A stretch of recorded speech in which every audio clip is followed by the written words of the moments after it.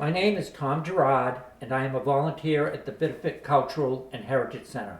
It is December 13th, 2025, and I am the interviewer. Today it's my privilege to interview Dennis Dutremble. We are conducting the interview at Dennis's home in Biddeford. And Dennis, would you prefer to be called Duke during the interview? Yeah. Okay, so Sure. Duke, where and when were you born? I was born at the Old Trial Hospital in Biddeford, Maine, April 28, 1947. So I'm a baby boomer. And how did your family come to Biddeford? My grandfather parents came to live in Biddeford in 2000, in the early 1900s, and he was just 9 years old.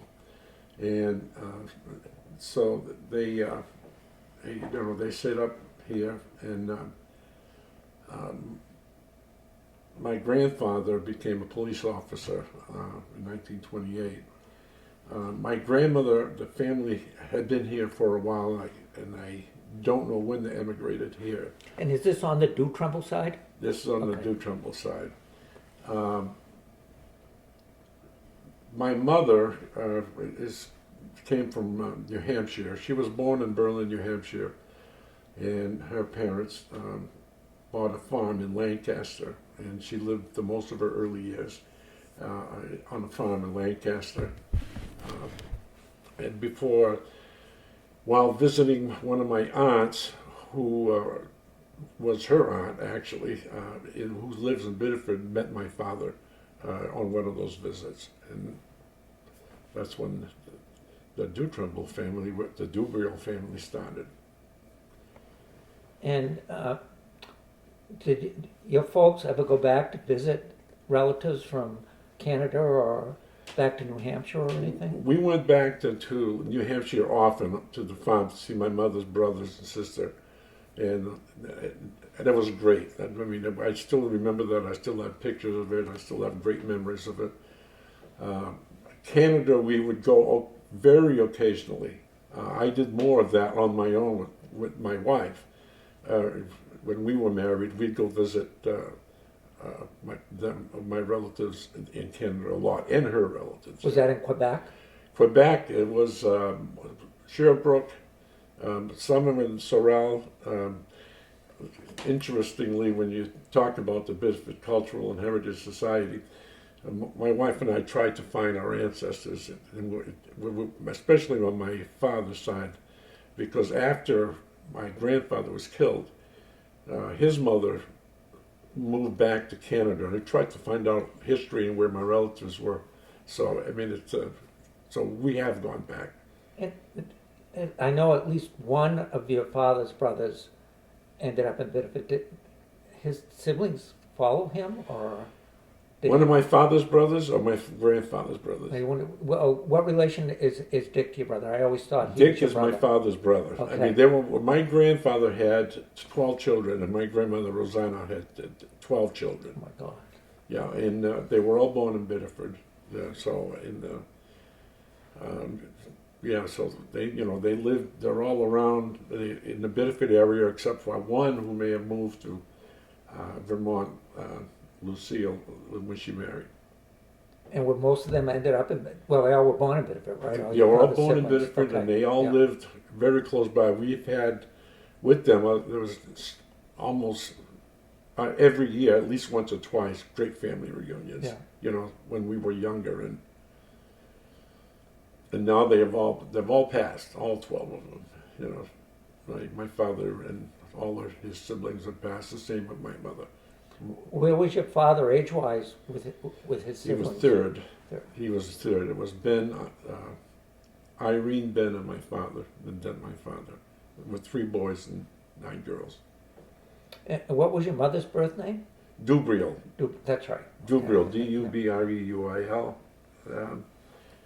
Another really great family. Mhm. Growing up on a farm, I spent many of my summers. I would go up to Canada, to Lancaster, and work the farm with my uncle to help him out. In the summer, I was very young, 9 to maybe 14 was the last time I went, but I would go every summer. How did your parents meet, and can you tell us a little bit about their work and, you know, their life when they were, during their marriage? You know, again, they met when my mother was visiting my Aunt Jeanette, which was my grandmother's sister. She lived on corner of Green and Mason, which is where all the Dutrembles were and all the relatives of the Dutrembles were. And, you know, by coincidence, they met on the street there and started a relationship, you know, that lasted a few years, and they married in 1945. And what did they do for work, your parents? My mother didn't work until all the kids were out of school, and let me change that a little bit. My parents owned a grocery store across from St. Joseph Parish Hall, where that big silverware cannon is, and they worked that for several years, 20, 25 years before they sold. My father became mayor. So, you know, from the early 50s, mid 50s to 73, 74, they owned and operated that mom and pop store. And back then, mom and pop stores were the primary place where people got their groceries before the big supermarkets came in. And, you know, my mother would do a lot of the baking. She would, at Christmas time, make all the salmon pies and tourtières, you know, meat pies, the French meat pie. And she would do a lot of the cooking, and obviously she'd spend a lot of time in the store, and my father was making deliveries or anything like that, you know. So, and of course, we had free reign at the store, so that was quite something, you know, for growing up in a store like that. It was great memories of that store. So how many years was your father running that store? I would say first they bought it. He bought it with his brothers Ben and Richard, and then Ben, my uncle Ben, bought a store on Main Street, and sort of they split and, you know, purchased part of the store. And then my uncle Richard, my father bought him out, you know, became sole owner with my mother. So I would say that it was from, again, the mid 50s, and it was when he became mayor. I think at 73. I think that's when they sold it. So it was quite a while. You know, it was 20, 25 years. It's a long time. And it was good. I think I'm doing my math quickly. It was probably closer to 15, 20 years. Yeah. And my mother worked at Laverdier's once they retired from the store. My mother went to Laverdier's and worked there till she was 81. Now, where was Laverdier's? Walgreens. Oh, where that is. And it was before then. It was in the 5 Point Shopping Center. Laverdier's was. So she worked there quite a while, you know, and she loved it. She really loved it. And can you tell us a little bit about your siblings? I know you had brothers. I have 4 brothers. My brother Don and I were very close and competitive, you know, and he, you know, from a very early age, I get some great Dan and Don stories. They call me Dan in my family, and we have some great stories with Don and with Rick and Al and Larry too. But it seemed that Don and I were 2 years apart, and, you know, it's like we were the first, and so, you know, and some of them are great memories, but not so great when they happened, you know. But now, was he older than you do? He was 2 years older. He passed in 1998 at the age of 52. He was very young with his heart. Seems to be a trait of the Dutrembles, the heart problems. So, yeah, he was older by 2 years. And he went to St. Louis also? Yeah, right. We played on the same basketball team, same baseball team. He didn't play football. And I was a couple of years behind. I was always on the JVs or freshman, but he was quite a guy. Quite a guy. He went on to college and got a real severe case of diabetes at the age of 21, and that eventually contributed to his death. But still kept building his own houses and teaching at Massachusetts, and Rick is 2 years younger than me, and again, with the same relationship I have with my brother, we had 2 years younger, and so we were competitive there. We all became pretty competitive because of my sports, because of, we used back then, you played basketball in our backyard, it was rough, the surface was always bumpy, but boy did we love it. And then when we got really competitive, we used to go to the Mayfield, play basketball there, but with others, so. And the same thing with my brother Al. I mean, he was quite an athlete also, and he always competed, trying to break my records at St. Louis. And when I got inducted into the Hall of Honors, in the sports honors, he introduced me, and then, he spoke of how I broke all these records and rebounding, and I was the 15th highest scorer. And when I got up and started talking, he came up, and he took the mic and said, the only reason he got more rebounds than me, now he's 6'5", is that when I played, the shooters were really good. They always made their baskets, so I didn't have a chance to rebound like you did. And I just said to the crowd, no, don't believe it. I was just better than he is. So, it's all this competitiveness. And it's always been friendly competitiveness. We love each other. As a matter of fact, he was here yesterday. So, yeah. And Larry was the youngest. Was Larry also an athlete? Not as much. Not as much. Larry was more into hands-on stuff, construction. He became a major director at the Navy Yard nuclear department. When Larry was a kid, he used to idolize me. So I used to have a game with that. Larry, I'll give you a nickel every time you can catch the football. And he used to stand there and try to catch him, and I drill him with the ball.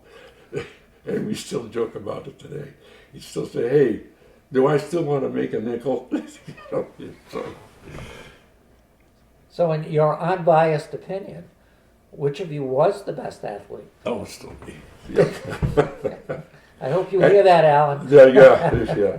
No, Al was, he was tall, he was a good shooter, he was a strong rebounder. He was a good athlete. I remember him being a really good baseball player and pitcher. He's an excellent baseball player, yeah. And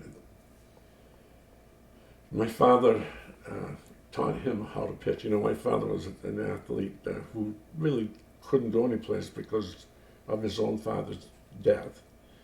And so didn't get to play the high school sports that he would have. I mean, there's a reason why he was called Babe. I mean, he was a good pitcher. He was a hitter. I mean, I can still remember when we'd be playing softball, and he would play, especially in these benefit games. And boy, he'd go up to bat and head over the fence in Biddeford Field on the house where Palm Bryant used to live, Willie Palm Bryant. I mean, it's just amazing. He was a good athlete. Did the name Babe, was that after Babe Ruth? Is that where that was picked up? Because he was such a good baseball player. Yeah. He was actually invited by the Boston Braves. Again, this is hearsay that I've heard. To go up there, and he went up for one day and they just came back. I guess it was just too much for him. I don't remember the whole story, but he was an athlete, but who didn't get to play in high school, and probably why he enjoyed us playing so much. Not only just in sports, but in other activities too. He just supported us in school, and supported us in college, and supported us, whenever he had a chance. And my mother too. They were both, out there watching the games. So what was it like growing up in Biddeford for you? I always go back to Biddeford and I see it in black and white. It's like, I still remember riding the bikes and being on the streets, playing football in front of my father's store, which you couldn't do today. We'd have pickup games or in front of the Parish Hall, or going to Shaw's Hill, sledding in our toboggan. My parents bought us a 5-person toboggan. It was a great community living as far as the Franco-American culture. I mean, most of the people we knew were the relatives of my parents. Now, my parents, on both sides, but primarily here in Biddeford, my father's father, my grandfather and grandmother had huge families, and they married into huge families, and so, just about everyone, especially in that 2 or 3 block radius right in downtown, were related to you. I mean, it was just so. I remember all those things growing up, going downtown, and where it was like being in a mall where the stores were all open, and the sidewalks meant that you had to walk with hundreds of other people. It was just so different than when it is today. I very fondly remember the church, the ringing of the, and I don't even think they do this anymore. At noon every day, the Catholic churches would ring their bells, Angelus, I think, and I mean, it was just looking back, you think of it as a very warm feeling. Back then, you're so young, you don't appreciate it like you do going back. At Christmas time, my father, this is one of my Don and Dan stories, Dan and Don. My father used to get a truck from Casco Bottling. I don't know if you remember Casco Bottling, the Casco soda. And they used to let him use one of their trucks. And every Christmas season, he and the boys from the Blue Diamond Club, I don't know if you've even ever heard of the Blue Diamond. My uncle's my father, in the back part of their building at the time, it was a whole apartment complex, created a club for boys, teenagers. It was called the Blue Diamond Club. They had chairs in there, they had ping pong tables, and they did this for the local youth. This was behind your father's store? Yeah, right now it's a parking lot. There used to be an apartment building, which is still there, that store and above it, where my grandmother lived. And then there was an attachment that was quite, as big as what it is now, and a huge garage next to it. And when we worked in the grocery stores, my father owned that. We used to put all the empty bottles there, and you'd open it after a week, and there was bottles every place, and you'd have to go sort it out. And they created that. And at Christmas time, a lot of these, 15 to 18, they would get in a truck with my father and a car and go up north to cut their own Christmas trees. And some fields that they would let them. I don't know what the contract was, but we go up there, and my brother Don got to be old enough. I think he was 10 or 11. My father brought him with him one year. And the next year I said I wanted to go, and my father said, "You're still too young." So I snuck into the station wagon, and my father's green and white station wagon, and I snuck under the blankets and tools underneath and hid myself and left. And about half an hour or 45 minutes into the ride, now my brother Don helped me, and I was under the blankets giggling. And about, I would say, a good half hour, 45 minutes later, I threw everything out. Surprise! My father stopped the car dead in its tracks. And he said, "What are you doing here?" I said, "I'm going too." Now, remember, this is in the winter. And I got in there with just a shirt and pants and some of my Sunday shoes. And so my father had to find a phone and call my mother. And, she had been looking for me, so that, there was a little bit of a fear going on with my mother.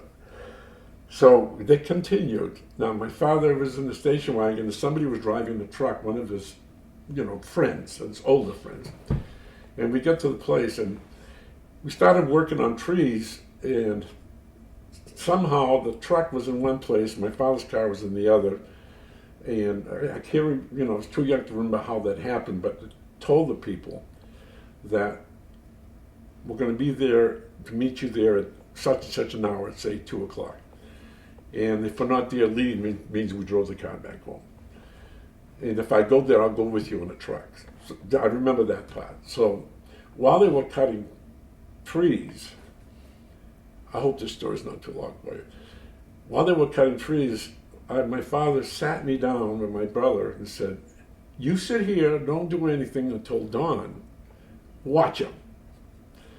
So we're standing here, and I look down a little hill, we're in the woods, and I see a bog, a little swamp. I said, "Don, let's go down there." And Don said, "No." Dad said, "Stay here." I said, No, let's go down there. We can play in that water, whatever. Now remember, I'm in my shoes, and so we go down, and Don, there's a big log going across, and I said, "I'm going to walk across." And he said, don't do that. I start walking, and I fall in the bog. Now, I sink a little bit, in the mud, and I start screaming, "Don, it's quicksand, it's quicksand." Because I'm seeing these things on the Tarzan movies about quicksand, So I'm screaming and crying, and Don doesn't know what to do, so go get Dad, go get Dad. So he starts running up the hill, and as he's running, he keeps falling. I can still see him falling, nervous, Dad.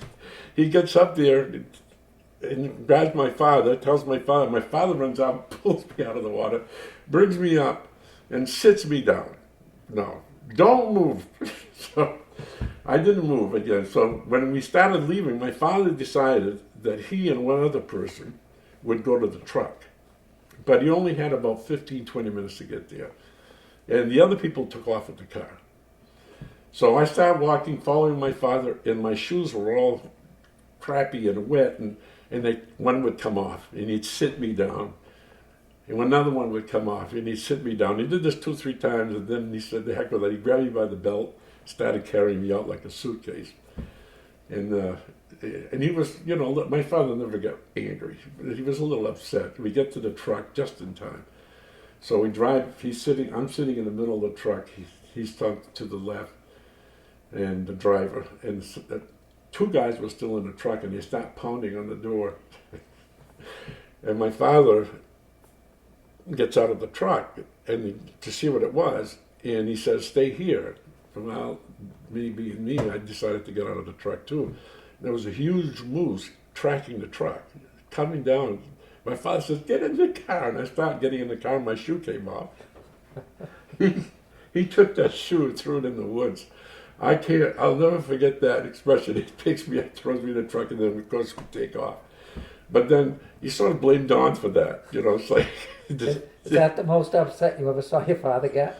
My father never got upset. Great story. Yeah. So what are some, you touched upon a little bit, some of your favorite places on Main Street that when you were growing up? Well, the Pier was always a hot spot for kids from St. Louis.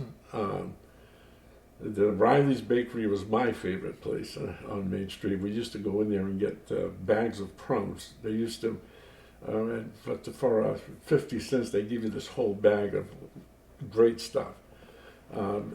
I always was fascinated when I drove with my parents over the bridge and saw all the lights in the mills on at night. All those buildings that you see now that there may be condos or restaurants or whatever inside. Back then, you walk across, all you saw were every window, hundreds and hundreds of windows all lit up at night because everybody was working there. And you could actually hear the sounds of the machines, the spindles and everything from when you cross that bridge. I always found that very fascinating. I found the sign on one of those buildings as you go up Main Street, and there used to be a place called Main Castle. I don't know if you remember, but on that building there was a sign there that really started getting me interested in history. About this was one of the forts that stood against the Indians, and I think they actually mentioned the Saco Indians, but it's a longer name. And I started getting fascinated with the history of Biddeford and Saco at that point. And not too many people understand when I say this, but my grandfather was murdered. This is the patrolman? Patrolman. He was murdered on not too far from where my father's grocery store is. It's right behind the parish hall on that side street, Cassup and South Street. The kids never knew about that. We were never told that. They never spoke to us about it. Were they afraid to scare you? Or? I don't know. I mean, I found out, I must have been at least in the junior high when I found out. In 1958, I would say, or 59, in those years, it may have been even, because Paul Lamb and myself and Joe Murphy from St. Mary's, Yeah, we used yeah. to stand on that corner, and, it was a hangout place for us. And one day, state police guys, just sirens on, and local police surrounded my father's store. And what the heck's going on? Well, they were there. My grandmother lived upstairs, and the person, Richard Snyder, I believe his name was, who killed my grandfather, had escaped. And he wanted to talk to my grandmother about signing a paper that would release him, saying it was okay to release him from jail on a parole. Is it parole? Yeah. And I guess at that time was if you killed an officer, you had to go through, I get approval from the wife, and then it passed on to the sons. And then, again, that's what I was told. I mean, and then my Uncle Ben said he would never sign. My father said he would never sign. My father, by the way, who saw this whole thing happen. I don't know if you know that. Yeah. And then my Uncle Dick, who actually a sheriff, saw the man who killed his father that he never knew because he was only months old when he was murdered. It's really, that's another. What was the motive behind the killing? My grandfather worked the second shift. And he would go to church. He would go to St. Joseph Church every day before going to work. And he'd walk up from the church, St. Joseph, up to Suit Street. That police station was downtown at the time, right below City Hall. And when he saw a car parked in Cassup Street, and it was a car that had just been reported stolen the day before, and he remembered. So he jumped on a running board, 1932, and told the guy he was under arrest, and the guy just pulled out a gun. And, they actually started moving, started turning the corner. The guy pulled out a gun and shot him twice, right, and he got hit in the heart. So it was almost sudden. My father, who was right on the corner of that V, where where South Street and... I know exactly where yeah. He was actually coming out of the Journal Tribune building. He was delivering papers, and he, heard the shot, saw somebody fall off. He didn't know it was his father. He ran up to it. At the time, this was a busy area. It was not like today. I mean, people go to the mall. Back then, it was downtown. And so there were about, I would say, from 7 or 8 or 9 or 10 people there. And he ran up and looked down and saw his father. And he said, my father looked at me. He said, Dad looked at me and smiled. He said, I never forgot it. And then he died. It's a very sad story. What year was that? 1932. 1932. So your father was a young man. 9 years old. Yeah. He was 9 years old when it happened. And, you can, I don't think I have a copy here. I mean, I have a big copy, but the Journal Tribune, April 8, 1982, was the 50th anniversary. And months prior to that, I did the research. I wanted to find out everything. The Journal Tribune published this 2 separate days, very extensive article on the whole history of that. I interviewed people. I went to witnesses, relatives. It was one of the most interesting and, again, sad things I've done. I mean, to find out how this all transpired. And the Journal Tribune published it, front page, and then on their Sanford edition, they put it all on one page and another page. It was a nice story about them, and that a lot of people didn't know. Even some of my own cousins, some of my aunts, most of my aunts are still living, if not all of them. Aunts and uncles, I said they read that story, and a lot of them couldn't stop crying when they just cried when they read the story, because it hit home about how they grew up, what they did when they grew up, what the effect was immediately after the killing, and how they heard the news. And it's just, I interviewed witnesses who were there, and there was one man who was driving his horse-drawn cart from delivery on the store downtown. He saw it. He was one of the first people there. And like, interesting thing, I don't want to mention his name, but when I went to interview him, he was in his 90s, and he lived in Saco. And when I went there, he shut all his shades. He was still nervous about retribution. My God. Because he was one of the witnesses at the trial. It's, I mean, the story depicts the whole thing pretty accurately. And I get that from my father, my aunts, witnesses. It's just Moving story. It is. What about downtown socially? And you mentioned the Puritan. Did your family eat out much? Big family? No. We hardly ate out. I mean, it was the treat for us was going to the first McDonald's in Portland, and that was when I was older. It was my younger brothers who got to try that. But we went out on special occasions, very special occasions. Either an anniversary for a major anniversary or when somebody got married. We did not go out a lot. As a matter of fact, I think at the time we went to the Wonder Bar once or twice that I can remember. And my father worked 8 in the morning till 9 at night every night.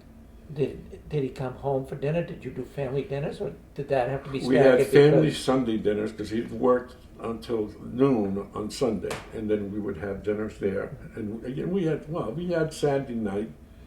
We had our regular frank and beans on Saturday afternoon, and then burgers in the afternoons, beans and franks at night. Friday night was wash the floor night. We'd get on our knees and wash the floor, the linoleum, and then I remember this like it was yesterday. My father would come home and we'd watch the Borax, Zane Grey, 20 Mule Team, whatever that was program, and after that were the Gillette fights at 10. What wasn't Zane Grey? Wasn't that Ronald Reagan? Yes, it was Ronald Reagan. Yeah, it was. And so we'd watch that, and the kids by that time, the greatest programs for here were the Little Rascals and Three Stooges and Laurel and Hardy, and so we'd have a big kick with those programs. Yeah, so we did. I mean, we would go out a lot to Sebago Lake. My father and mother, and they would at noon we would he'd close the store. We'd all get in and travel to Sebago Lake, and for the day. Well, that's interesting versus going to the beach. Oh yeah, well the beach at the time, Biddeford Pool was a long drive because the old roads. You get sick by the time you got to the old pool road. And we would go to Willotchett Beach. I can still remember that you go to the center, take a left, and two rights from there. We'd go to the beach there. I have all kinds of pictures of my mother and father being at the beach when they were younger. But I think when they got the store, I mean, their lives are pretty much there. So you're old enough to remember not having a TV, I'm sure. When did the family get its first TV? Do you remember? We were living on Green Street the first time. We went from Green Street to Wentworth to where my father, where they were there for 35, 40 years afterwards. On Green Street, I would say I was 5, 6, 7. Well, I was on Green Street when that Christmas tree story happened. It was right across. You come down Birch Street, and there's a big building right there. We lived on the 3rd floor. So yes, I remember our first TV. I still remember the Iceman, delivering ice for our refrigerator. When I watch Jackie Gleason, old reruns, and I see that, I said, that's us right there. That's what I mean by living in black and white. In the first TV we brought in, I mean, we were all amazed by it, but you couldn't really see anything through the snow. There's only 1 or 2 channels, and it only played sometimes during the day. What was the guy, Lord, from there was one program from Portland, and then there was Clarabelle. What was that? Oh, Howdy Doody. Howdy Doody, yeah. So, I mean, I remember those programs. I remember at night, there were a few stations, they all went off, and you had that symbol with all The test pattern. yeah, the test pattern. And then you'd watch it until the last white button would go away. You remember that? Yeah. But the first TV was interesting because my brother Don would like say, I heard that if you look at it through a mirror, it takes a lot of the snow away. And we tried that. We're probably putting a fish tank in front of it, you know. And then, of course, when we had the first color TV, it was a piece of cellophane with blue on the top, red in the middle, and green on the bottom. I don't know if you remember those, but that we stuck them on. That was the first TV. Oh my God! I can still remember that apartment on Green Street, that on the 3rd floor. Yeah, so I do remember that. Good memories. And St. Joseph Church, is that where your family? Yes, that's where I was married. At? Yeah. And were any of your parents, your uncles, aunts, active in the parish when you were growing up? Well, they were all well known. Again, through the history of the family and my grandfather, they were all well known. You know, the community was really good to my parents, and as far as helping out. All of us, Don, myself, and Rick. I don't think Al did. We're all altar boys. I had that question on here. Yeah, we're all altar boys. You know, and so that you were old enough, you had to learn Latin. Oh yes, I did. I did.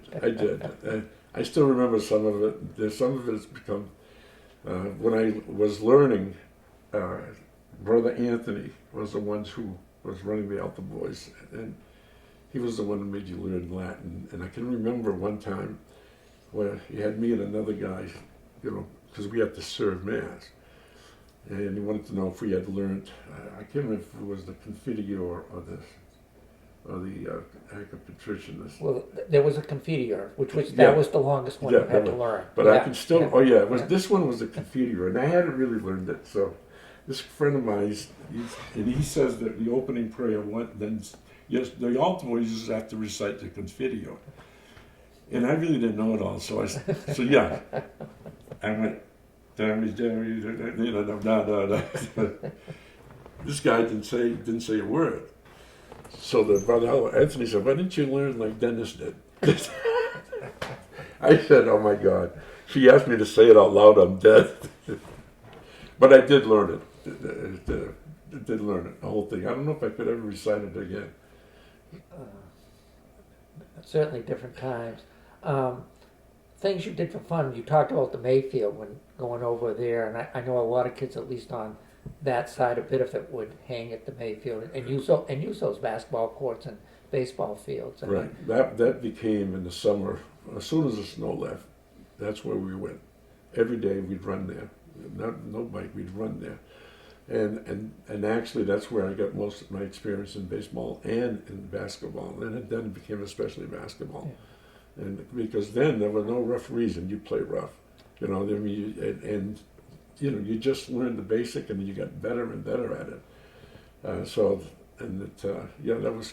I can remember watching like you and Dick Agresti and Ted Cowett playing summer nights. Yeah. And you're right, it was competitive. It was very competitive because then, at its peak, you used to have at least enough people to have 6 teams, and there were 2 courts. Mm-hmm. And so you played, and the winners play here. I mean, it was very competitive. Right? And it was a great time, you know. And then the ice skating in the winter. I mean, we used to go to the Westbrook skating rink it was back then. You know, I don't know if the climate has changed, because back then it was always icy and you never had problems. Today, going by, it's the first day I've seen it frozen this early in years. Yeah, and it's like glistens right now. Yeah. Yeah. Between that and then St. Louis alumni started their own skating rink, which is where I met my wife. Oh. Well, yeah, I met my wife at the St. Louis skating rink. I was a sophomore. She was in the 8th grade. We met there and never stopped. I bet her parents were happy about that. Oh, yeah. You know, they were, again, they knew the family. My Uncle Ben lived right across the street from them. They knew the family. And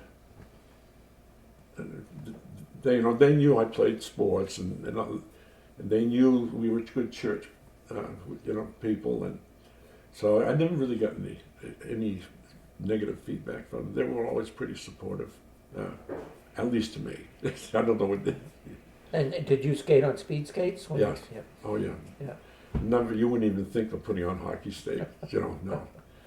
No, the sharp blades and the race of my brother, Don, was one of the good racers. I mean, he was just unbelievable. So, yeah, but we did a lot of skating. And my wife and I, when we were younger, we used to walk to Westbrook. And we went by yesterday, and she said, "Do you remember how cold it was when we used to walk sometimes?" I said, "Yeah."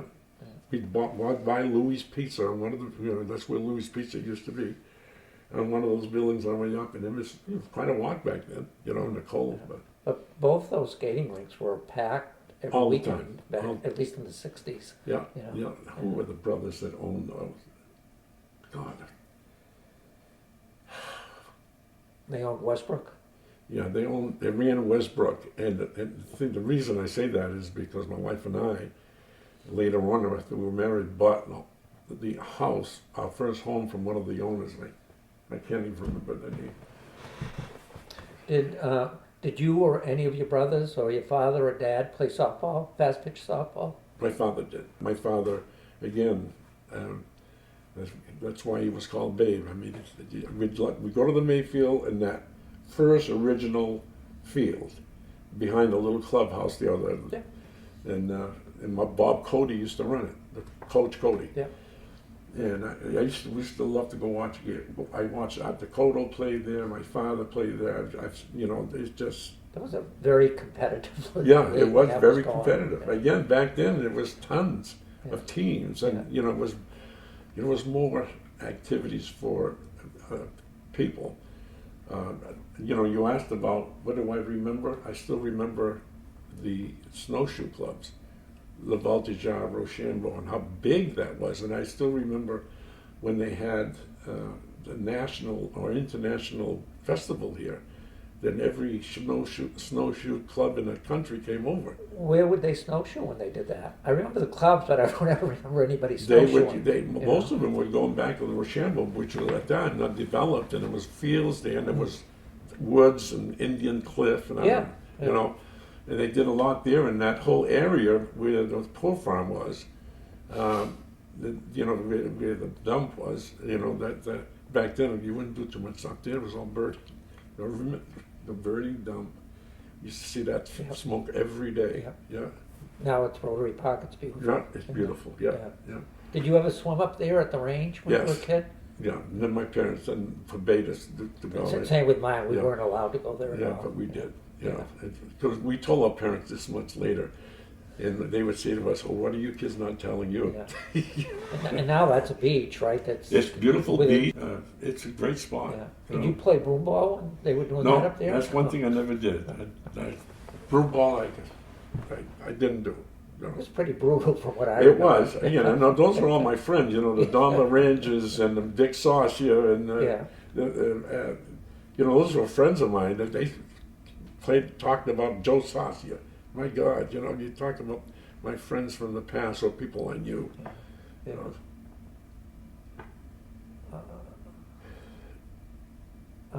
Little League.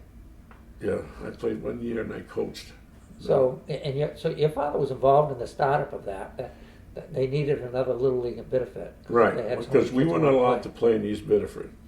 And so, you know, there was a cutoff, there were too many kids. Yeah. And so my father Sid Ange, the Barbara Bird Gagne. You know, I'm trying to remember the other coaches. They all deserve credit for what they did. I was 12 years old. It was my first year and only year playing, but you know, it was great. I mean, you know, they gave of themselves to fix that field, to get it ready, and it was. I'm glad they did. You know, so, and the people afterwards, my brother Rick, Al. You know, Al was. Good Little League player. He was a good. Well, I mean, he was a giant in Little League, and so was this guy. They were dominant pitchers. Yeah, they one had no hitter. D1 would pitch one the next day, you know, and so that was good. But that's something your father did that was really beneficial to a lot of kids in the community. That's right. Yeah. You know, I don't know if you realize there's a monument now at that place where the cannon is. If you go where the cannon is, across, you know, where Father's store, and there where the biscuit factory used to be that blew up one morning, we heard it blow up. That's a vacant part. That was York County Biscuit Company, wasn't it? Yes. That was Samard's owned it. The Greens worked there. Yeah. Chucky Green, that were related to us. His father was like the foreman of the warehouse, wasn't he? He opened the door when it blew up. That's, you know. Really? Yeah. So they lived in that same building on my first place, you know, on the third floor. They were on the second floor. Was anybody hurt in that explosion? No.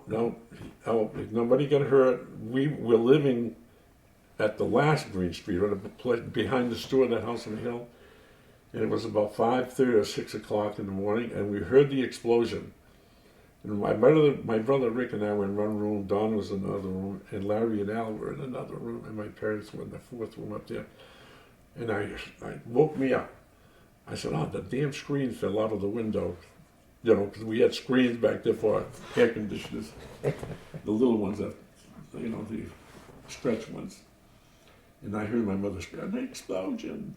You know, so we all got up, and the thing was amazing, on fire. In my father's store, actually, a lot of this siding got blistered and actually knocked a lot of stuff off his shelves and stuff. That was quite an event. It was quite an event. Well, at that spot now, on the sidewalk right behind the sidewalk, there's a monument, and there's a whole area, memorial, the Cannon Memorial, and that is dedicated to my father for what he did for the youth of the area, and you know, his coaching, his you know, the Blue Diamond Club and all that stuff. Yeah, so there's good honor for him. Great story. Do you have any Depression era stories from your parents or aunts or uncles, what it was like to grow up for them during that time? Well, growing up from my grandmother without the breadwinner, my grandmother had to go work in the mills.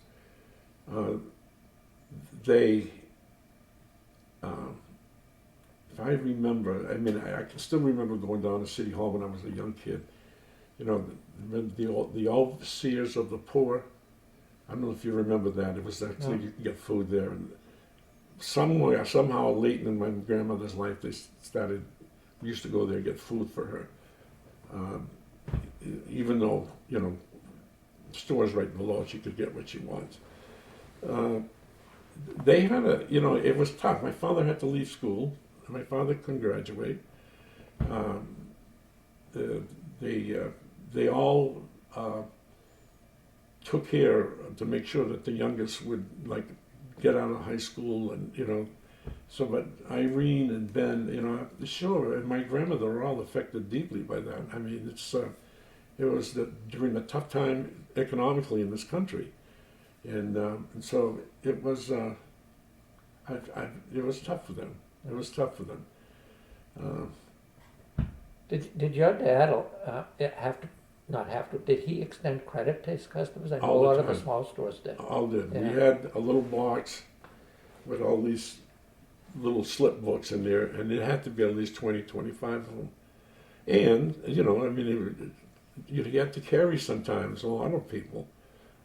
Even though back in the 50s and 60s, you know, the 60s when the mills started closing in the shoe shops, and get a little tough, and he carried people for a while, you know, and it wasn't a highly profitable business, you know, back then, but, you know, I don't think he had a lot of money, there wasn't a lot of, you know, but we always felt, we never knew that we were, you know, I mean, if you could compare it today, I mean, it's like night and day.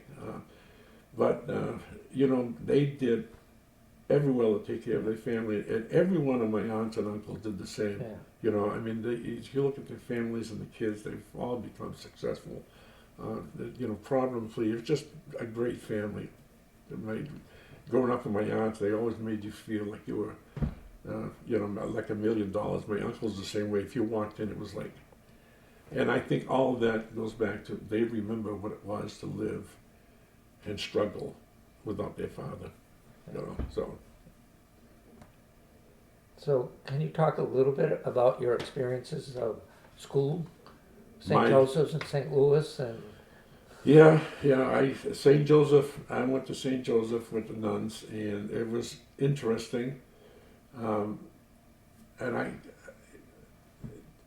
you know, I can still remember going there, especially on a rainy day, you'd go and everything was lit again, the big school on Birch Street, that's now an apartment building. But that was my first school. I was there till the 7th grade. And then they used the Birch Street School. I don't know if you remember the Birch. That's where I went in the 7th and 8th grade.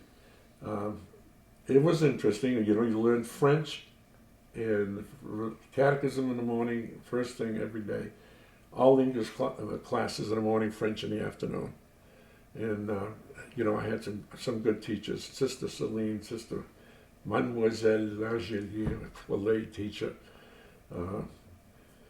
That's the first time I actually slipped out a bad word in a class in the 4th grade, and I said the word, well, it's the word for shit. I don't know why I said a bad word. And the teacher she looked up. Dennis, write it down. So I did. Tear it up. Now eat it. I sat there, I said, oh my God, you know, because now everybody's looking at you, right? And you're like, let me call her. And it was just something I was doing. I said, shit. So she made me write it down and chew it. 10 minutes later, I was still chewing it. She said, Dennis, do you need water to wash that down with? You know, she's so nice. I said, yeah. And she knew damn well that I was going to go out there and spit it out, right? So she said, go grab some water and help you swallow it. So, oh God, that was Sister Louise, if I remember. Sister Louise Francar was her name. So I never forgot that story. And I still remember the principal, and I don't remember her name, but coming in and we had done something right, and she had me stand up, and she wrote across the board, congratulations. And, you know, I was young enough to not understand what that word was, you know. So, but those are the things that I never forgot about the grammar school. So. what was she congratulating you for? I don't even remember. You know, but what strikes me is that she wrote that whole word across the board in cursive. Yeah. You know, what? You know, I think I was in the 2nd or 3rd grade. I mean, I was very young. I said, what's that word? And then she explained it to me. But do you remember class size? Were your classes we had good size? sized classes. There were, 25, 30. There were good sized classes. I still have a picture somewhere of my first communion. And we're at the parish hall, and they get us on stage, and there's got to be 250, 300 kids in that picture from all the classes in that age group, very, very young. I'm, like 7 or 8 years old, So, yeah, we were large classes. Who were the tougher disciplinarians, the nuns or the brothers, do you think? Oh, it's got to be the brothers and the lay teachers. I don't ever remember bad experiences. They were always so nice. Even with this write it down, try to teach you. And then, you don't say bad words, They were also very nice.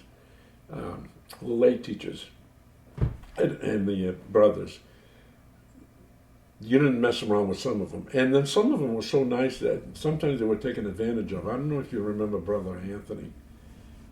I only remember who he was because I think he was at the junior high when I There was was in two high of school. them. Oh, okay. Then. Brother Anthony, the junior high teacher. Yeah. And he was a tall, glasses. And then Brother Anthony, he was a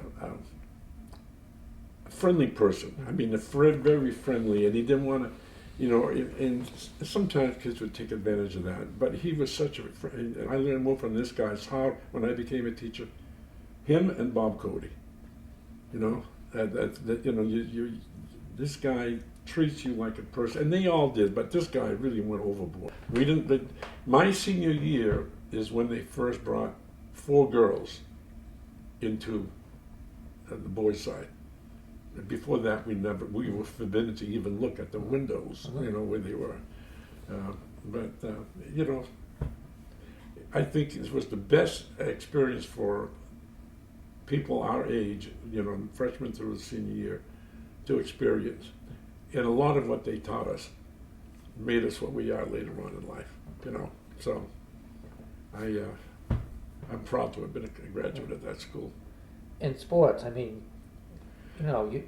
you had a really nice sports career and lots of experiences at St. Louis. Can you talk about that and the rivalries with Biddeford and Thornton? And, oh yes, Biddeford and Thornton. Playing on the state championship teams. Oh yeah, again, you appreciate it more when you look back. And they said, how many people say, "I wish I was back in high school." Well, you give it your all. You think you're doing your best. But I'll tell you, sports was an important part of my life, and these extracurricular activities also make sure you do what you have to do in school. So it not only made me a better person, a tougher person, but it also made me realize that how important education was and how to use it to make sure you're a better person for yourself, for your wife, for your kids, and you pass that along. I think St. Joseph and St. Louis were ideals for kids to go to school. And yes, I love sports, and Biddeford was our main rival, and because these are all kids we play against at Mayfield, and we were all friends. But when we played that game, I'll tell you, it was something. It was something. There was no friendship on the court, except that when it was done. The same thing in football. Junior and senior year was when Biddeford first came up from Class B to Class A. And those were tough games. We were a top team back then, and both games were very, very close. But we beat them. And then Thornton, I used to love playing them. It was always an interesting to play against Thornton. It was fun playing them, not Ted Cowett, Cowett's cousin, Ron Cowett, and the Codys, and it was just a great experience. And it was against Thornton Academy that I put in a basket in the left second to beat them in my senior year. I loved it. And I still remember the crowd erupting. And I'm running by the Thornton side, and I'm looking up, smiling. My father picked me up at the game, after the game, and driving out, I had my window down and looking out and waving at people when one of those Thornton kids threw a snowball at me right in the head. And I ended up teaching there for 28 years. It was Jim McGaffin, one of the headmasters there, the submaster, who I played against when he coached. He said, "I hated the way you guys played." Well, it was great. It was great. Now, you probably had, I'm just going to guess, one of the most disappointing losses in your sports career when you were a sophomore against Thornton. Oh, right? God, yes. And I still remember the Saturday game being postponed because of snow. And now we played in Saco. And they took, I would say, 75% of the bleachers from St. Louis field and brought them to Saco. And when we walked onto the field, it was still snow on the side, but the field was like a stadium. There were bleachers all around because they had brought all those bleachers. I can still remember running in with the team. I was a sophomore, and hearing on the side the boo-boos, and then when you get to the midfield, all the St. Louis fans. It was very exciting. It was a tough game. Charlie Bladron was the quarterback. Charlie Bilal was the fullback. I mean, talk about a guy who really made it big in college. It was very disappointing, and I still remember the players on that, seniors and juniors. I didn't play in that game, but I still remember them walking in, a lot of them crying, and he was tough. I won't mention a name, but I had a cousin, and his mother saying when he got home, he cried like a baby after that game. Oh, yeah. Yeah, you know, when we lost we won the championship our senior year, but we lost a game to Deering, and we thought that would knock us out. I can still remember being on the bus, and one person started crying, and another person screaming, "No crying, no crying. We don't, we played our best." But it was a very disappointing thing, and then it all worked out. There were no playoffs in those years, no. But we ended up having the best record with Bangor. Shared the championship with Bangor or Bangor? Yeah. So that was a fun year. I mean, I remember we played Coney, and before Coney touched the ball, we had scored 28 points. Before they touched the ball. Because they kept turning it over. The kickoff, had to be 35, 40 mile an hour winds. Ron Pettit would kick that ball, and it would float and start moving back. And we recovered, after our first touchdown, we recovered the next 2 fumbles or 3 fumbles. And it was before they even touched the ball. And they weren't even onside kicks. No, they weren't. No, they weren't. And then we went up to Rumford, and what was the name of that school? Stevens. And when you went up, you had to go up early because it was far, and they put us in the armory. And I can still remember, we were all there, and of course they get the tank there and the Jeep, and I remember climbing the tanks, sitting up there, seeing what it was like, and Bob Cody saying, "You guys aren't taking this game serious enough." And we had won big in the first 4 or 5 games. We were clobbering people. You're not taking this seriously. So game starts, Stevens, we kick the ball off, we nail him on the 3-yard line. So I'm on defense. First play, 97-yard touchdown for Stevens. My God. Ball took us all back. Sit down! Bob, how come you? I told you guys at the armory this was going to happen.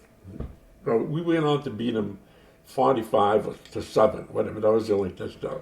But, talk about learning a lesson. You guys weren't taking this seriously enough, And I still remember at the end of the game, now, I think it was Bull Lemieux and Pepin used to take the film, and Paul Lamb had hurt his arm, and, during the game, and they were taping it up. But I still remember him. We're all walking off the field, and the cheerleaders all ran up to the field and shake our hands. They took Paul's hand and shook it. The guy dropped like a balloon. It's all on film. We rode him around for a long time after that. You're tough, Paul, you're tough. Oh, God, yeah. So, the toughest games that year were Sanford and of course, Deering. Deering, the guy's name was McPhee, I think. Played the linebacker. He made All-State too. It was the first time I hit somebody and said, "Oh, this is going to be a long game." It's a tough, before I was pretty tough myself. Big guy. Yeah, and that was and he played against me in front the whole, and he said the same thing afterwards.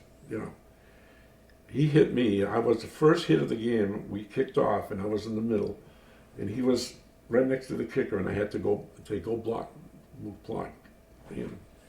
and I hit him, but it was like, oh my God, I've never been hit this hard. And the whole game was like we fought tooth and nail. It was an interesting game for us, you know. So I'll never forget that guy. And then when I went to college and played basketball, his uncle, Coach McPhee. So it stayed in my life for quite a while. What was your favorite sport to play? I loved them both. I mean, I loved football, obviously, and basketball was for me like playing at the Mayfield all the time. You know,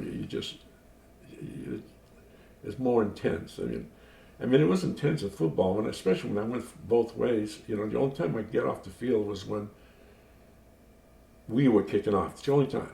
When I was receiving the extra points, I was on the field all the time. And so, I mean, you breathe hard. You watch football today, and I see people breathing. That's what it was. I mean, you had 5 or 6 or 7 plays in a row where you're fighting hard. You're breathing hard. So, and that was a real challenge. I loved it. I loved the people I played with and the coaches. But basketball was like playing at the Mayfield. You know, no matter how short a runt I was compared to the big guys, I mean, I held my own. So I was always proud of that too.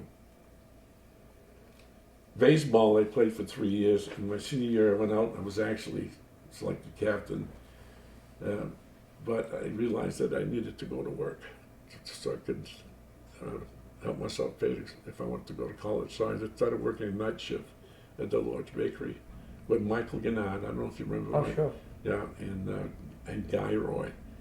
And the guy who owns Peyton, Dick Pate, you know the Pate Motors we were the ones working in the donut, making donuts at night. You know.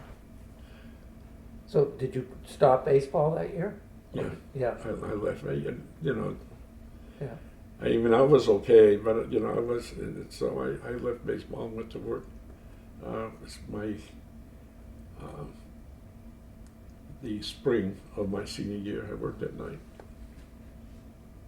What about social events in high school, homecoming, Those winter are great. carnival, things like that? Yeah, especially the homecoming, the prom. You know, I went to 2 proms, mine and my wife's, when she became a senior. The dances at San Joseph Parish Hall. I mean, those were quite something. I mean, that's. I mean, I grew up there, and having the dances there. Because, you know, my parents, you can't go to the Lightning Club. Remember the Lightning Club on top of Doran's Pharmacy? Yep. But we did. I mean, they went to see, that's when they started bringing groups in from, you know, Yeah. Singing groups. Yeah. We said, we want to go, you know. And there were no parish hall dances during Lent, so No, that's everybody right. tended to go over there then. Yeah. I can remember that one of the parish hall dances, I think I was a freshman, I know I was. And they used to have parents chaperone. I can remember, you know, you had to play music that was, you know. I can remember the DJ. Was it Brown, DJ Brown? Do you remember him? And putting on the twist, the first time when he came out. I was a freshman. And then he left to go get to the bathroom, whatever, and the thing was up there by itself. The chaperone went up and ripped that record off. You know, you could hear, you know, the old days, you know. Yeah. And the students are dancing now. I mean, I looked at all the seniors, and I looked up, and they put on this waltz, and they all did the twist. All the kids did the twist anyway. So, but you know, the dances. I mean, that's where you met friends, and you walked around in circles. I don't know if you remember that. Yes. You walked around in circles to see who was there and who was not there. And it was, again, looking back, you sometimes appreciate more. But my wife and I, we were there almost every time there was a dance. We were there. Yeah. So by the time she was old enough to go. You were probably a junior then, right?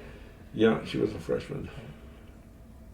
So you talk about how you met your wife and children? John and Sharon. Yeah. Yeah, Sharon was born in 1970, 2 years after we were married. Well, I was still in college, and Sharon was born in 75. Two great kids, doing very well. Are they here locally? Or? Yeah, one's lives on the Skadlock Road, right up to, right before, after Granite Point. Yeah. They built a house there a few years ago. They used to live in Dayton. Sharon lives in South Portland, right across from the first school I taught at. I taught at Henley School in South Portland for 2 years. Is that a grammar school? Yeah. Yeah. In 4th and 6th grade, I was the only man in that school, and I still remember Lloyd Hatfield, but superintendent, when he hired me. And at the time, the teachers were, I think my first salary was $1,800 as a teacher, maybe $2,600, one of those two.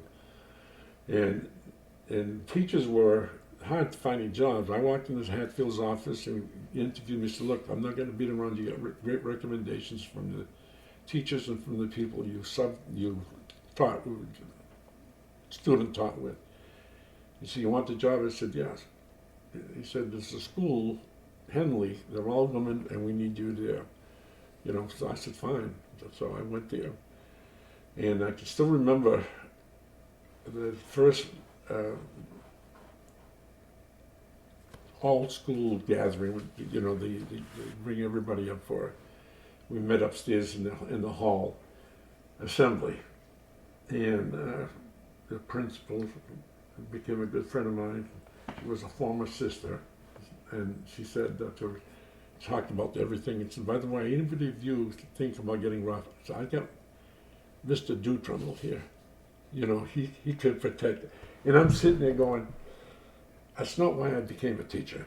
I didn't become a teacher to be, to have kids fear me, So, but that never panned out. As far as me being a disciplinarian, I loved the kids and had a good time with them. And as a matter of fact, one of them I just saw on Facebook, and we sort of became Facebook friends. And again, I still think, my God, looking back, and they're in their 50s and 60s now. And when I go see my grandchildren play sports, I said, I wonder how many kids, children of people I used to teach. It's always, that connection's always interesting. Yeah. And I love teaching, and I love working with the children and students. I just really enjoyed that a lot. And did you move to Thornton from there, or? Yes, I was there 2 years, and then I went to Thornton. There was an opening in the geography department and the social studies department. And I went to apply for the job. I was working down the beach in my Deloitte truck. Back then I was a truck, Dick and I took jobs. Did you do that in the summer? Yeah. I think Bob Cody did when he was young too. Bob Cody and Ralph Jakes did it. Yeah. And then we took their places. Yeah. Dick first, and then I went in after that, a year after, and we had the beach routes. Dick had all the restaurants, I had all the stores. Talk about helping out when you're growing up in a young family. That was great help. And I remember Dick told me about the opening, and I was in my Deloitte uniform, all sweaty. After that was done, I went right to his house, and I said, I want to apply for that job. And I told him who I was. He said, I know who you are. So, Jordberg was great. And one of my, he became a real close friend. One of these guys says, you used to say when I used to go to the legislature, part of the school year, you're a pain in the ass, but you're a good pain in the ass, And he and I became really great friends. But I went there, and then I went for my first interview. He said, the fact that you came to my house the way you were, he says, showed me a lot about you. And he said, you got the job, So that's when I started working at Thornton, teaching sophomores and seniors, And you were there with Bob Cody and Dick Agresti for a long time? Bob Cody, Dick Agresti, Norm Trotter. Yeah. Those were all St. Louis teachers. Yeah, that was Bob Cody. I still say the same thing. I never called him Bob. It was always Mr. Cody, even in school. Everybody, right? You just... You respect the man, and again, going back to Bob Cody when I was a sophomore, feeling my oath because I'm a football player on his team and he's teaching American history to us. And I remember Paul Lamb, Dick Agresti, one of them was sitting next to me and we kept on talking. Nothing bad, our kids just try to talk. And by that time, I think everybody called me Duke. We're sitting there, and Paul and I, but he catches me, of course, trying to sneak in another discussion. The Duke, stand up. He said, I want you to learn a poem for me, and I want you to come back to class tomorrow, and I want you to recite it in front of the class. I'm nobody. I'm nobody. So I'm going home. I'm nobody. Who are you? Are you nobody too? Don't tell. They banish us, you know. I can still remember, though. I never forgot that. I've never heard that. Yeah, and there are different variations of it, but that's the words that I always remembered and never forgot. And you know, I used to coach with Bob Cody after. When I went to Thornton, I coached. He hired me as a coach, and I never forgot that. You know. Would you still recite that for him once in a while? Oh yeah, hey Bob, I'm nobody. Because what I used to do, I used to coach freshmen with Jack Morrison, and then with the JVs when they ran football games. But Jack and I were the scouts. We'd go on scout all over the state, and when you come back and report, he'd look at you and he was listening to every detail and ask questions. And can we go to the game this week? He said, no, you got to go scout. That's right, I'm nobody. I love it. Oh yeah, that's me and my father. What influences they had on my life, you know. So. Yeah, I've never heard anybody say a bad word about Bob Cody. Never. No.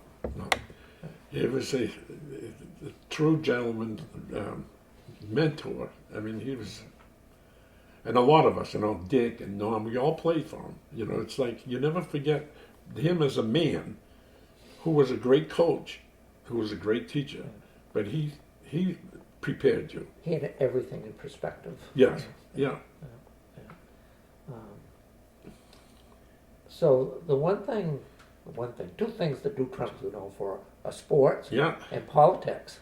Yeah, Can you talk about how you got involved in politics and what the influence was of growing up in Biddeford and being educated in Biddeford on your political career? Yeah. It's funny because it's not funny. I mean, the thing for me is, and somewhat to my brothers, but for me, when learning about my grandfather and the legacy of what he did for the city and what my parents and uncles and aunts did for the city had a very deep impact on me as far as public service. And remembering of my father, again, 1958 keeps popping up, but that 1958 when he first ran for county commissioner, and how we were proud of that, but how we, at the time, the four eldest children, would go out and deliver his pamphlets all over York County.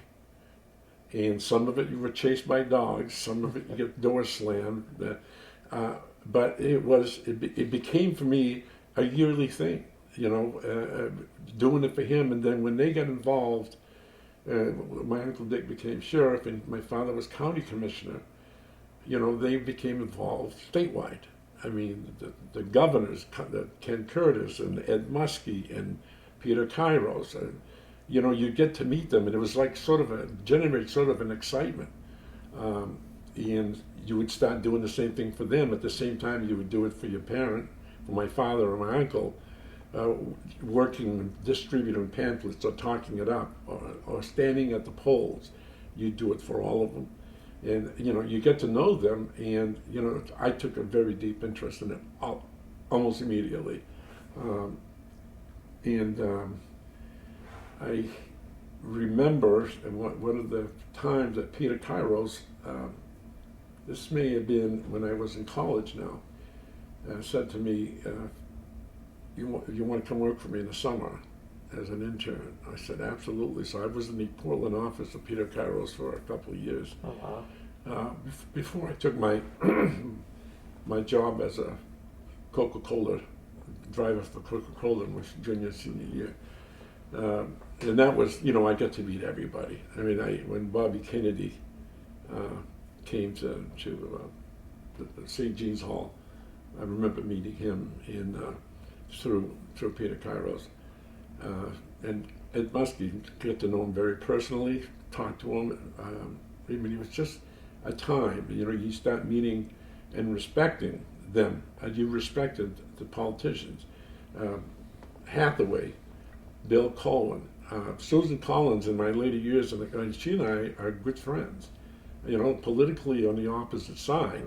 But, that's when respect was part of the political game. There's very little respect in the political, in public service today. I don't use the word political, I use the word public service. To me, it was a public service. I worked, was I a politician? Absolutely. But it was for public service, and I presented politically my side of the spectrum while others presented their side. And so my first foray was maybe when Annette Willette ran for mayor, and I was on the same ticket as her. Back then you had slates, and I ran for councilor at large. I get the second most votes in the city, behind the person who ran for councilor at large who won the most votes.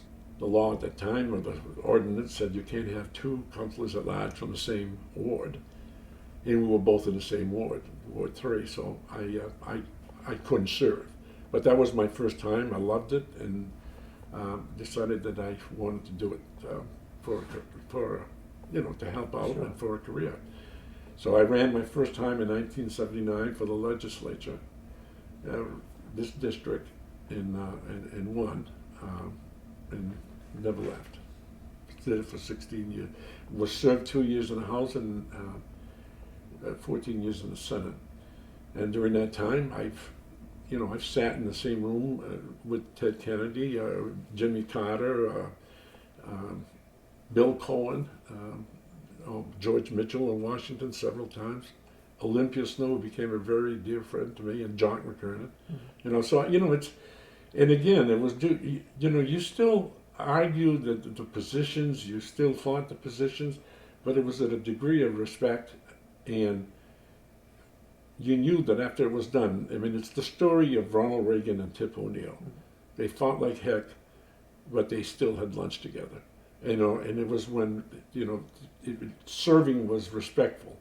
I think a lot of people would still like to do that today, but it's become very, very difficult. So, do you think growing up in Biddeford, which was very democratically dominated when you came up, do you think your views changed as you grew older and started, well, the thing interacting with, the opposition? Yes, because the difference between me and the other people who were Democrats around the state is the Biddeford Democrats were rather conservative. They were very conservative, both socially and economically. And I became more liberal, socially, obviously, what rights and stuff. And I don't even consider that a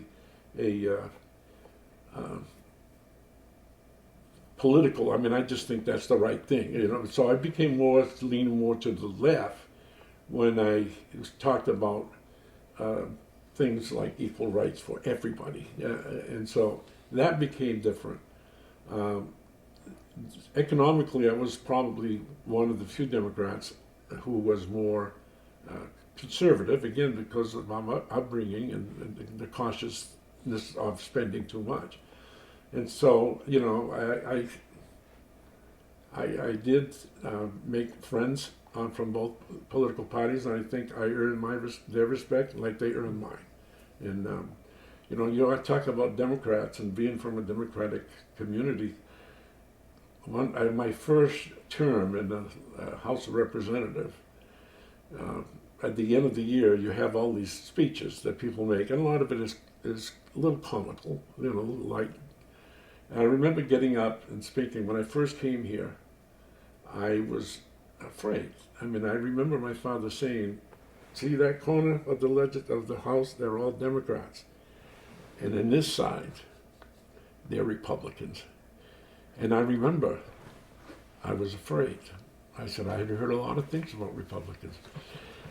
And I still remember that when I looked in the corner, saw the leaders, and I shook. I shook violently, because after all, I do tremble. the place erupted. You know, That's a great line. it was a great line. You know, but the thing is that's the kind of atmosphere we had. Even in the Senate. I gave one of these similar things. You know, people liked you for who you were, and they knew you argued your side, and defended your side and defended your ideals. But they knew it was for the people of the state of Maine, and it wasn't for you personally. But, you know, it wasn't more for the party, but for the people. You know, today I think it's changed significantly, and I'm not happy with it. So, just I'm going to throw out some things you have memories of. In 1963, there were some big fires in Biddeford, the Hooper Street fire, the Grafton lumber fire. Yeah. There was a fire on top of St. Mary's School Yeah. when I was in the 8th grade that same year. Yeah. The Hooper Street fire happened when I was at my friend's house on Cut Street, Reynold Breton. I don't know if you remember Reynold. He just passed away. I think I played Little League with him. I think he Yeah. was on my Little League team. Rotary? Yeah, That's right. Yeah, I still remember that. Yeah. We were in his house, sitting on his porch. His parents owned a 3-story building on Cut Street, and we were on his porch. I think all of us were there, Paul and Dick. We were supposed to have baseball practice that day. So we look up and we see the smoke. And then we start hearing the engines, and then we start hearing more, the whistles blowing again.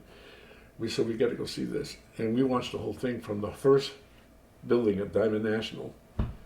And we started watching it house by house, watching it. And the wind was fierce. You know, this fierce wind, it was just blowing, you know, it was just, we were on the other side of the tracks watching it. And it was just unbelievable what was happening that day and how fast it went. I mean, in an afternoon, how that whole place went down. And it was in the New York Times. And the funny thing about this is the New York Times showing the whole building, the picture. And there's one man standing there was my father. Really? He was just watching. But yeah, that was, and then I remember the Grafton lumber fire. And I remember every fire department within reach would come. And I remember at night going home and just watching the red glaze in the sun, you know, you could just see it. So yeah, I was probably 6, 7 months old. My parents used to take me and Don in the car and go fight the forest fires of 47 and 48. Oh, I had that on here too. So we'd be out there. We'd have the car close by. And then we were out there fighting with everybody else, and you know. Because I don't know if you remember, maybe in the 60s there was a big fire out there and that lasted 3 or 4 days. And it was just a microcosm of, you know, what they went through. Yeah. I said, it's your fault. You brought me there to the big fire, you know. Where were you when President Kennedy and when his brother Bobby were assassinated? What are your memories of that? I was watching TV when Bobby Kennedy was assassinated, you know, because being, again, interested in Bobby Kennedy, and the Kennedys. We were watching it when it happened, so that was very sad. When John Kennedy got murdered, got assassinated, we were having basketball practice at St. Joseph Parish Hall, and Ray Pepin came in, the mailman. I think that one was Ray, because there was 2 of them. The other one on the grocery store. Ray was the mailman. Yeah. He was Don's father. Yeah, okay. You see, so we were there, and he came in and started screaming, they just shot the president. They just shot the president.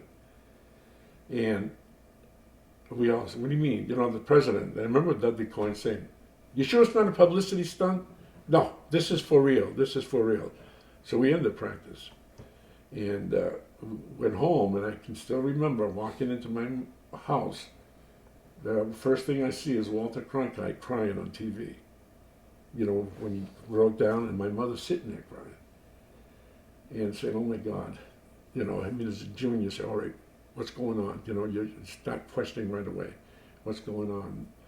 Now, we had a scrimmage that Sunday with St. Ignatius, and we still had it. I can still remember my parent being upset. How can we do a practice game when this is going on?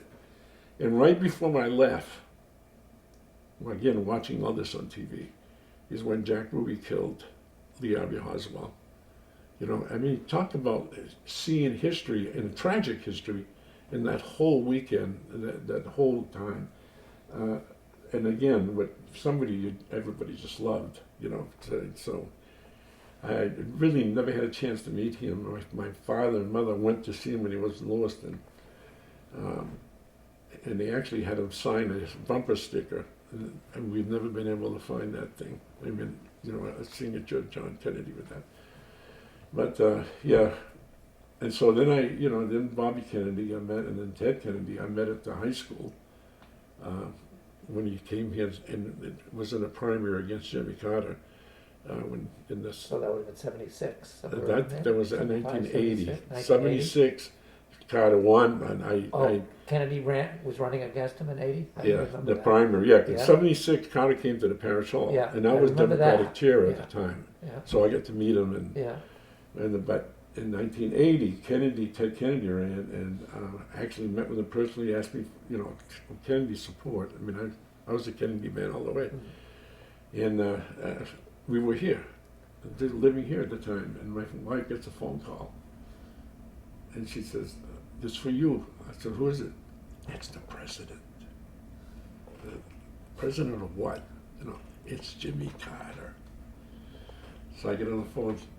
"Hello, Duke, this is Jimmy Carter." I said, "Oh my God." So looking for your support. Now I'd already declared for Kennedy.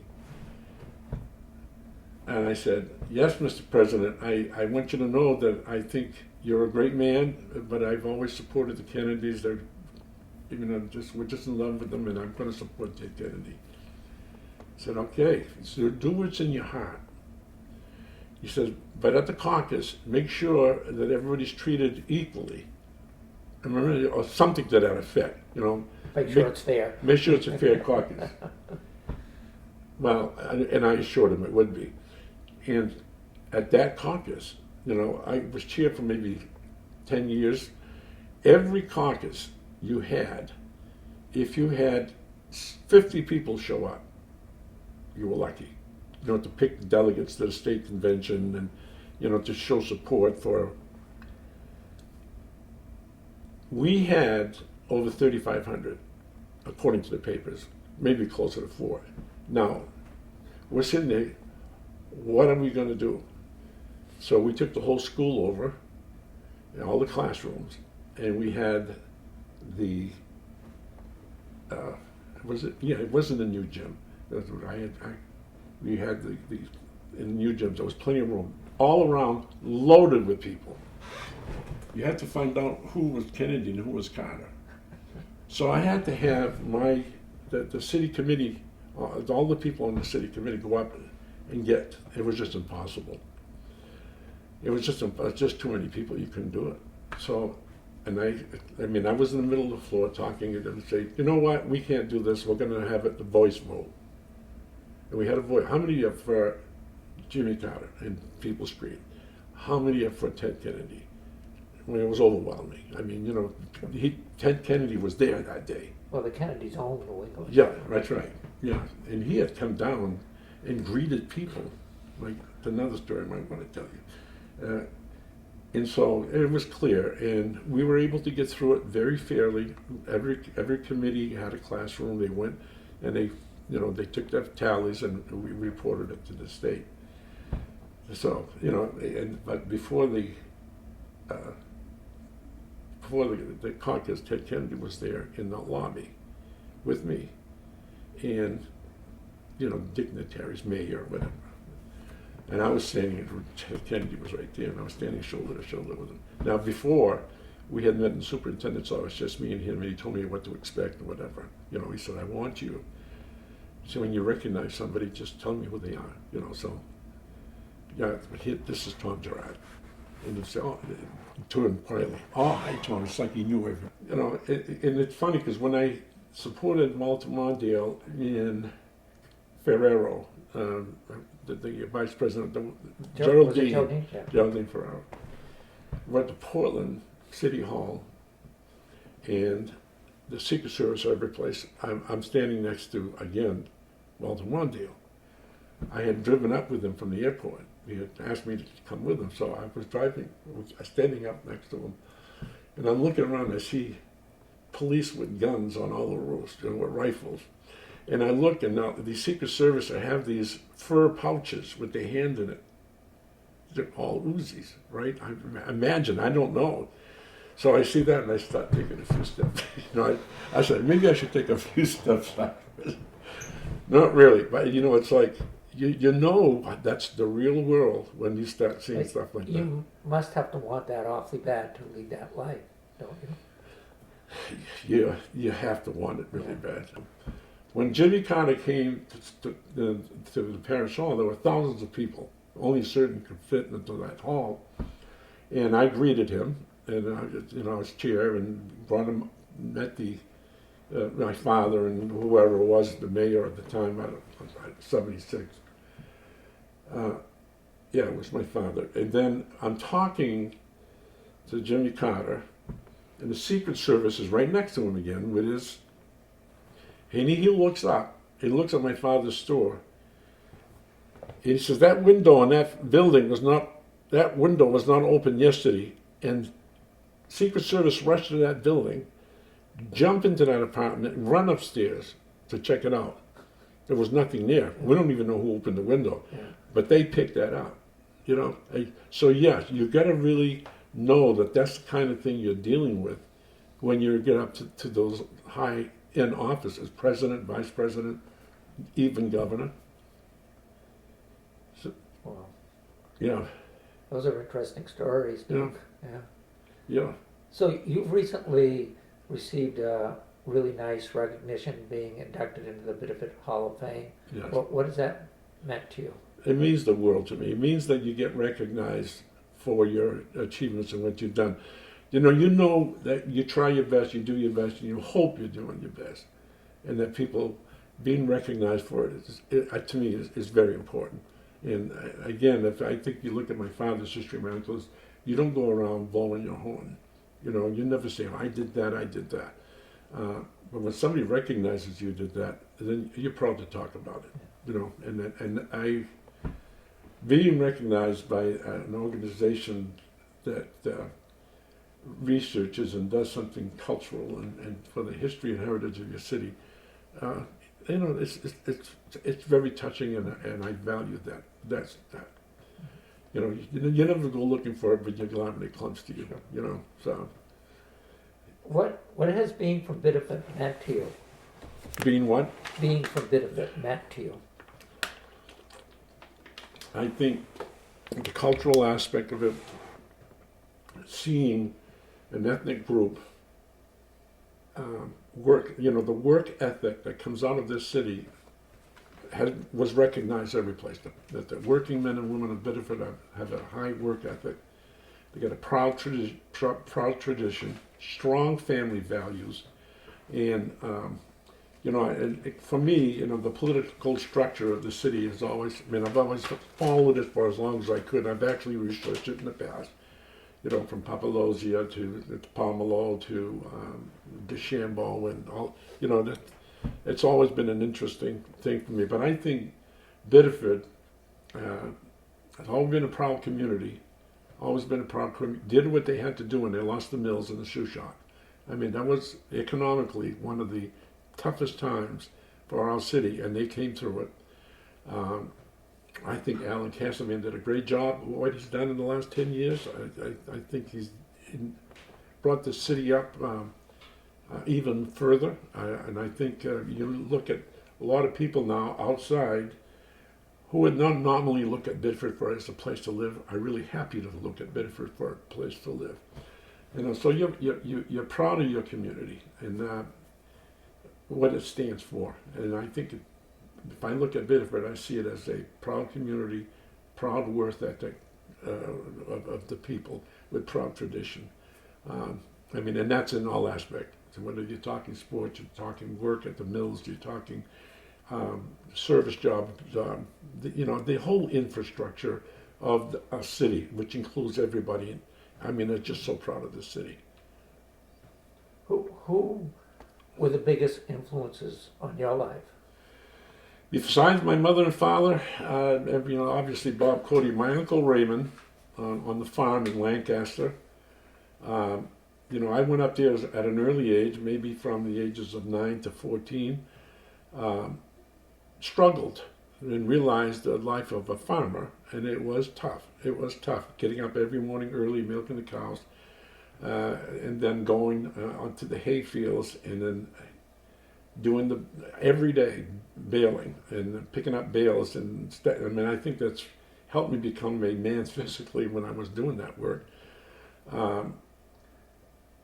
My uncle taught me how to drive. I was driving tractors at 10 years old.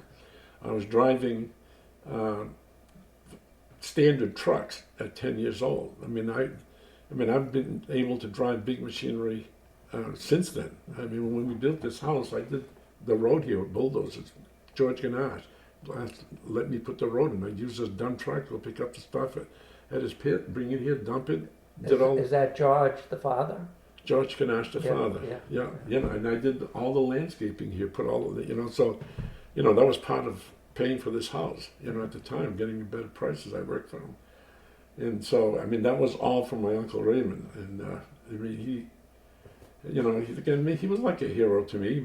My father and my mother, they were heroes, and Bob Cody was a mentor.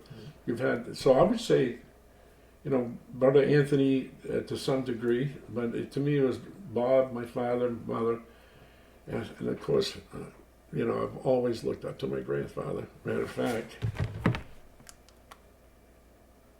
I've carried it for years on my phone, just every day. We'll have to get that picture on your site. Yeah. How has your life turned out compared to what you might have thought it would have been when you were younger? You're young. When you're very young, you want to be a fireman. So it developed better than I would have ever expected. And I think that, meeting my wife, Donna, at a young age, and marrying while we were in college, and struggling through the early years, and makes you stronger. I think that I look back and said, I couldn't have done much better. Would I have liked to have continued in politics? Absolutely. I just couldn't. It's just, after that congressional race that I lost in '94, we had some debt, and we had to pay it off. And, we did what we had to do. I left teaching after 30 years, and I went to work for Anthem Blue Cross Blue Shield as a government relations director. But I had to leave that job because of health in 2005. So I only had a short stint there, 5 years. I keep saying, if I could have done it, I would have done it some more. If I could have done it, what's happening today, maybe wouldn't change a lot, but they certainly have somebody standing up and saying something. And I'm not saying, and I'm saying about anybody who seems to get involved in this stuff today, should have been stopped years and years ago. I think one of the reputations I had was not attacking people. Even during my run for Congress, they went after me, I didn't. And I made a conscious choice of that. I don't know if you ever heard that story or not. I had great support from my staff, which they were great. The state committee, the national committee, they gave advice. And my publicity committee and Fields made the films and the commercials, which one of them won #1 award. They were great, from Boston. And we met at Christian Potter's home in Brunswick, Harpswell. He is typically, he's a professor at Bowdoin College, very famous, written tons of books, strong supporter of the Collins and the McKernans and Bill Cohen. He's well known. But he was my pollster advisor, and he wanted to support me. And he did it strongly, and I'll always respect him for that. We met at his house, my wife and I, and we had the people from Boston, some state committee members, my staff, and the DNC on the phone saying that I had to go negative. And they do these investigations. There was 2 or 3 books out that my opponent did on me. They called my school, my work, everything. You know, they couldn't find anything, but they still made some pretty negative commercials. And they said I needed to go negative, that I was the head in the polls, but, you know, there seemed to be this undercurrent that's really brewing against the Democrats. It was about the time of the bank scandal, the first health care bill with the Clintons. And I said, no, we're not doing that. They said, if you don't do this, you're going to lose. And this is, my pollster was Seacrest and Cooper out of Washington, top pollsters in the country. Dot and I said, we're going to talk about this. So we went to the next room, and I said, Dot, I don't know if I want to do that. She said, you've never done that. You've never gone after people. You've never been negative. So I said, and I don't want to do it now. I mean, this is part of the thing, you know, that I get people to work with me because, you know, I work on issues and not personalities. So we went back in the room and said, we're not going to do it. They said, you're going to lose. And my direct answer was, then I'll lose. But I'm going to do it my way. And we did. It was the Cooper and Crest told us that the undecideds on election day went down 9 to 10 out of 10 for Republicans. I mean, it was just this wave, you know, that occurred. It was part of the America First, American Contract with America. Remember that? And I've never, ever regretted it. Never regretted it. And so, you know, the next day, I was in my garage putting away my signs, dressed like I am now, and 2 TV stations come up, CBS, and GME or GAN at the time, and WCSH. And they came up to me, so, you know, what do you think? Yeah, you upset? Yeah, I'm upset. I would love to have gone and made a difference. Would you change anything? I said, no. So what about the negative part? I said, you know, I'm a teacher, and one of my classes is political science, and I teach how to vote, and I teach politics, and I teach government service. I said, I've never said anything to these kids about doing anything like that. You know, I said, that's the way it is, and I've never regretted that decision. Now, Christian Palmholm wrote a book about that, and one of the chapters was, he could have won if he had gone negative but stuck to his values, you know, and I'm still proud of that. Am I upset that I lost? Absolutely. It took me a while to get over it, but, you know, so. Is there anything else you would like to share with us? No,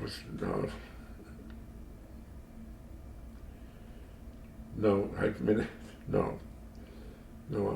going to write a book someday. It's going to be it's going to be about Don and I, Dan and Don's stories. A lot of it's going to be my stories with my other brothers. You should. The Dutrembles have such a proud history in Biddeford. Oh, yeah. You really should. Yeah, it would be. And, you know, I have tons of stuff. You know, a lot of the, when I did the article on my grandfather, I went to all the newspapers. They loaded me with stuff. And I have my grandfather's handcuffs, his badge. The gun was given to Dick, but I had some of his bullets that I turned over to the police station just a few years ago. You know, you shouldn't have bullets in that. And I only found out when my father died that he had this. One of the stories that, when we lived on Green Street, the one night that I finally, behind my father's store, we used to play in the yard wiffle ball. And then we used to play with a stick. We'd play with either wiffle balls or rubber balls, and we'd use this stick. And he got beat up pretty bad. He later found out it was my grandfather's nightstick. You know, I mean, again, not knowing as a kid about the historical significance of something like that. You know, so, you know, I have, my wife and I went to Washington, D.C., went to the police memorial, and went to his site, and you traced his name, and then went to look for it in that big building that used to be the immigrant building. And then same thing in Augusta when they put up the monument there. So, there's an interesting history, and there are so many facets to it that I'm sure if I sat here and just remembered, a lot of it would come out. But, it's been an interesting life, to say the least. Well, you got to write that book. I know it. The thing that held me back was getting that heart attack at the age of 39. When they told me that you'll never work again. That was directly from the cardiologist and the surgeon, and I was pretty upset at that. And they said, and I remember the doctor said, "So what are the odds here?" He said 5 years, and I said that in my speech at the honors book. I said they told me in 5 years that 75 to 80% with my heart condition, was severe, and then after 10 years you're gone. And that's the statistics as they are. That was at the age of 39? 39, yes. Yeah, that was a hell of a thing to from there, it changed my life, changed my wife's life, and my kids. My kids were still in school. And I was, from the time that happened in March on my son's birthday, till the operation in September, I had no idea what was going to happen. I went back to work 2 months later, and I obviously surpassed the statistics. And those statistics today, if you go back and say this is what happened, and it says 0 to 0.1% are still alive. So for some reason I was left here for a reason, and coming from a good Catholic background, I always felt that I could have continued. Since that happened, I continued running for the Senate, became the majority leader, became a Senate president, and ran for Congress. I look back, and everybody, my parents, my mother especially, you really want to run for Congress? What you went through and health-wise? I said, yeah, yeah, I do. But in 2005, it all caught up. Between that and my physical injuries due to falls and basketballs and whatever, I had to leave work. And actually, the doctors telling me and my wife, it's either your work or your life. And both here and in Boston. My doctors are in Boston. When they couldn't find out in 2000 why I just started deteriorating even worse, they sent me to Boston, and they saved my life for a second time, once here. And they in my work at Anton found out. I don't know who told them. Now, Duke, we understand that you were given an option. They said, we think it's time. So, and they were very good about it. So.